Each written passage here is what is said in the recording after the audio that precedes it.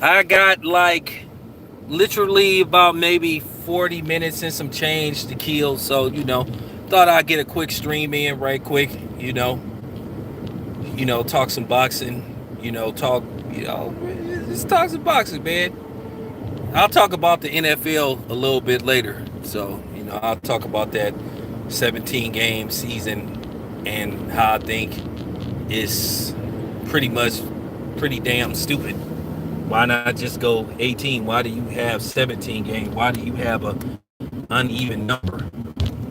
But nevertheless, I'll talk about that later on. Okay, so all right, so as far as boxing go, what's up? As far as boxing go, things are looking up a little bit. We got some fights coming up, but not any ideal fights that maybe we are clamoring for. Just like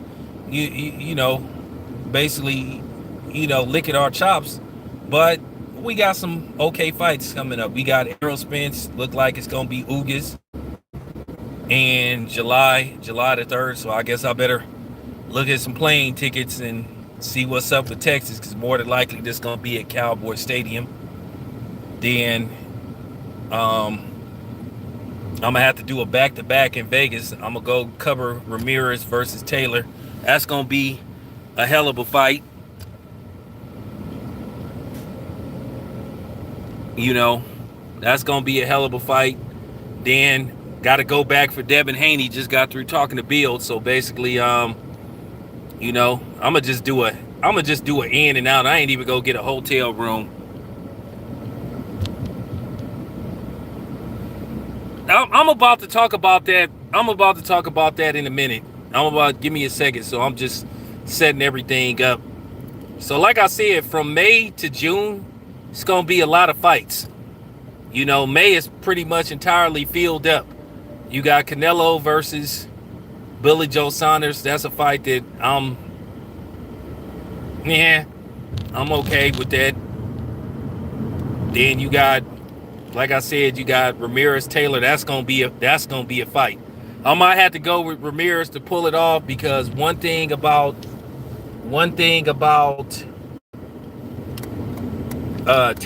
Taylor is a bleeder. He lumps up easily. So I think that if Ramirez can do some damage early on in the fight, he has an excellent chance of not only winning that fight, he could stop Taylor. I'm not completely sold on Taylor. I think he, just like the other Josh Kelly, I think he hasn't been exposed yet. He hasn't fought a dude that can expose him. So it's an even fight. Now, if Taylor pulls it off, then I'll be impressed. I'll give him credit. But Ramirez, he got the grittiness, he got the toughness. He probably, like right now, if I was a gambling man, I would give the edge to Ramirez. But Taylor is more than capable of pulling this off. I thought that Taylor lost to Regis Prograis because Regis Prograis, he was using that jab like it was going out of style.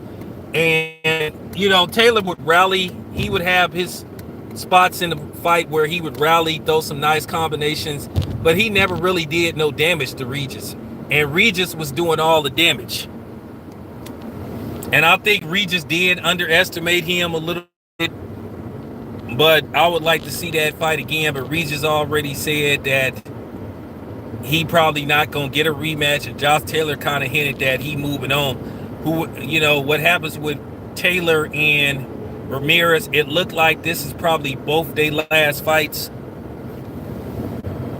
This is probably both their last fights at 140, because Ramirez has already said that he probably moving up to 147. So, Ramirez moves up to 147, then probably what's going to happen is, as you see people moving up to 147, you may see certain people shifting and moving up to 154, and then you're going to see some of the 154s move up to 160. Just so they can make it difficult for some certain fights to be made. All right, so now, with that being said, the bullshit will start as soon as Bud announces his opponent. Will it be Sean Porter? Will it be Manny Pacquiao? Would it be Ugas? Will it be Keith Thurman? Will it be Josito Lopez? Whoever Bud is fighting, this fight is going to be on pay-per-view. Now, I know who Bud is fighting. I already know who he's gonna fight. Like I said, I'll talk to people. I already know who Bud is gonna fight. But at the end of the day, it's one of them things you don't want to release it because you don't want to, at the end of the day, when people tell you stuff, you kind of want to keep your relationship with them cool. So I already know who Bud is fighting. I already know who he's gonna fight. And at the end of the day, when it's announced who he's fighting, the excuses is gonna fly, and I already know that it's gonna be a ton of excuses. You're gonna have people trying to downplay who he's fighting, and it just get to the point to where, like I said, I'm to the point I'm ignoring these dudes now, and I recommend that you ignore these dudes now. At the end of the day, it's gonna be a solid fight. I promise you, people gonna start bitching about who Bud is fighting. It don't matter who he fight. Like I said, he can sit up there and say he fight Canelo and people will bitch about it. So it don't matter. But I already know who he's fighting. It will be announced sometime this week between Wednesday and Friday. Might get announced tomorrow, but it's supposed to get announced sometime between Wednesday and Friday. This fight will be a pay-per-view fight, and it will have live spectators.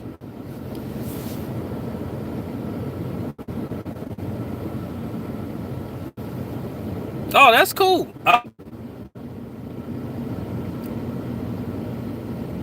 That's all I'm saying. I'm probably going to be there. I'll put it to you this way. June the 5th, I don't think I have nothing going on. So I'll probably be there. I'll probably be there. But I already know who Bud fighting.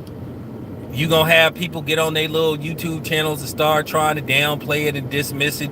Do what they always do. Show their allegiance to one dude.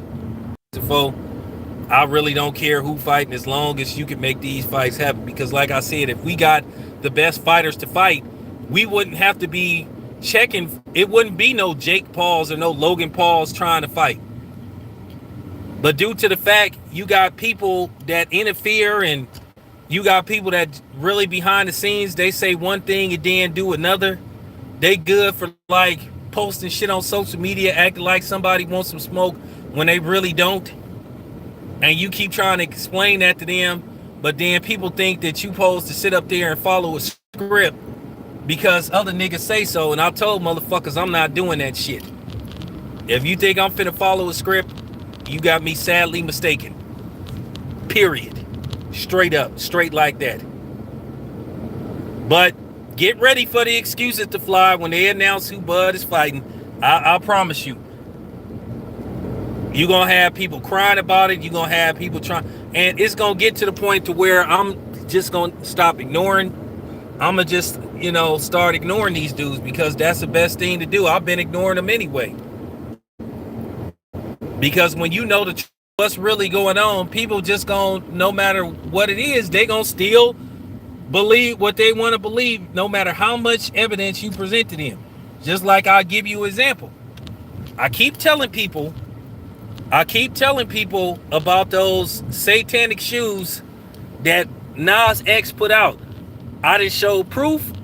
I done said several times Nike didn't have nothing. Not that I'm defending Nike, but I'm keeping it 100. I am a stockholder at Nike. I got stock at Nike. And I keep telling people Nike did not put out those shoes. They don't have an endorsement deal with Little Nas X. It came from an independent, like, boutique, mom and pop style like store. They collabed, they personally designed and modified shoes, and then they sell them. Now, it's up to Nike if they'll let them sell those shoes. But, I'm just saying. I done presented evidence. Nike issued a statement saying we didn't put out those shoes and we do not endorse those. Oh, Nike is in on it. whatever. So, you get tired of explaining to people the truth. Oh, they suing him, Tyrone? Send me the article in the comment section. See, this is what I told people that they didn't have nothing to do with that shoe. But you got people that will just make up their mind and just say, no, they did. I'm a stockholder. I called them. They told me flat out they didn't have nothing to do with those shoes. And they said they feeling some kind of way about them shoes. So I'm just saying. It's certain things that when somebody say, look, man, this ain't what's going on. Now, the other shit, the reseller shit, yeah, that's a different story. Now, I do believe that they was in on that chick that worked with them, because I got another video that's gonna prove pretty much that they kind of knew that dude was reselling their shoes and they was helping him, or at least his mama was basically pulling some tricks to help her son get those early releases. Like I said, you don't get no Jordan 1s on no discount. And that motherfucker had a whole room of Jordan 1s. You can't tell a reseller that you get something on discount when you already know that Jordan 1s have high value in resale. So anyway, but let me get back to the Bud thing. I promise you, people gonna get on they channels. They're gonna have every excuse in the book, because like I said, at the end of the day, you have people that just, they have their head so far up one person's ass to where, if the person like coughs, then you'll see the dudes who have their head up their ass tongue. So, I mean, I'm just saying. It's been a lot of this going on. You've been hearing this stuff about money, about this and that. Like I said before, what trips me out, when Bud say something, this is why I know Bud is the more popular fighter. If Bud say anything that his detractors and his haters can run with, they'll make a video about it and it'll get a shitload of views. If Errol Spence say something, nobody don't care. So this is how I know Bud is the more popular fighter than Errol Spence. Because why do you strictly make videos what Bud say? And then I listened to the interview. Once again, people did, no journalistic integrity. You taking bits and pieces and you trying to make it look like he didn't say something that he really didn't say.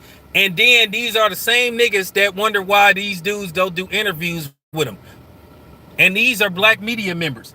And what they do is they mess it up for other people. Okay, if you for real. Well, I'm not nobody's fanboy. All I want is the fight to happen. Because Bud done said some stuff that kind of like rubbed me the wrong way. But then so is Errol Spence. But the thing is, people only focus on what Errol Spence doesn't say. Like I said before, at the end of the day, if you talking about 80-20, and then you got people sitting up there, and now people mad about what Canelo said, they feeling some kind of way because Canelo said, well, Errol Spence needs Mexicans and he needs his cards filled up with Mexican fighters to sell tickets. Didn't I say that a long time ago? So now, you got some of these dudes like emotionally falling apart because, like I said, I already know the truth. I've been knew the truth. Like I said, I already told you whose fault it is that the fight didn't happen. Like I said, I presented tons of evidence. But like I said, both of them to a certain degree have been a little wishy-washy about the situation. But if I had to say who's been more wishy-washy, it's been the dude on the other side of the street. One minute he say he ain't thinking about Bud, but then if Bud say, well, you know what, I always wanted Manny Pacquiao and all this kind of stuff. Oh, well, he admits that he don't want to fight. So, I mean, it's just like, niggas need to, like, stop doing that stuff. I'm trying to have journalistic integrity. I really am. Because I want to be respected as a boxing media guy. And like I said before, I didn't fill out with all these people. I didn't fill out with the PBC. I didn't fill out with Top Rank, because at the end of the day, I'm not going to kiss nobody's ass. I'm not going to put out the type of content you want me to put out. If I see something that I don't like, I'm going to put it out. If I see some fuck shit with Bob Arum, I'm putting it out. I see some fuck shit with Al Heyman, I'm putting it out. I see some fuck shit with Eddie Hearn, I'm putting it out. And the same thing with Golden Boy. Like I told the people, I was like, man, if I apply for a press credential and I get it, I get it. If I don't, I don't. But one thing I'm not going to do, I'm not going to call you saying, please let me in. And then you going to be calling me talking about, well, I'll let you in, but you got to say this. No, I'm not going to do that. I'm going to continue to say and speak how I speak. Like I say, all these promotional companies and PR people they just too damn emotional, and they take stuff too personal. At the end of the day, publicity is publicity. There's no such thing when it comes to boxing as bad publicity, because anytime you say something, it get views, people watch it. Whether you speak good on Bob Arum or bad on Bob Arum, people gonna tune in because they want to hear what you got to say. So I'm just keeping it a buck. But anyway, I got to get ready for this shift. More coming up later on. I'm out.